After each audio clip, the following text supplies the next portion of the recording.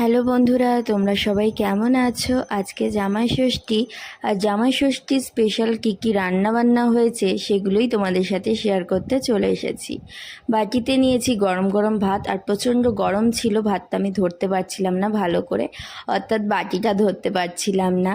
যাই হোক, থালায় চলে এলো প্রথমেই গরম গরম ভাত, এরপর দেখো খাসির মাংস করা হয়েছে, টাটকা টাটকা খাসির মাংস, আর যদি থাকে খাসির মাংসের সাথে চর্বি, অসাধারণ, জিভে জল চলে আসার মতন।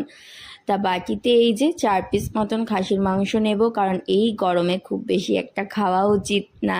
আমাদের বিয়ের 6 বছর কেটে গেছে, কিন্তু এই 6 বছরে একবারের জন্যেও আমাদের জামাই ষষ্ঠী হয়নি। অর্থাৎ আমার বাপের বাড়ির নিয়মে জামাই ষষ্ঠী আছে, আর শ্বশুর বাড়ির নিয়মে জামাই ষষ্ঠী নেই।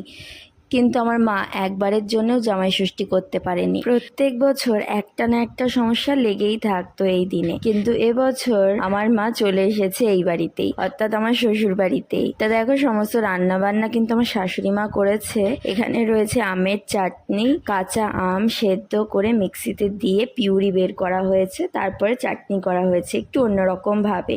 এরকম একবার রান্না করে দেখবে, খুব ভালো লাগে খেতে।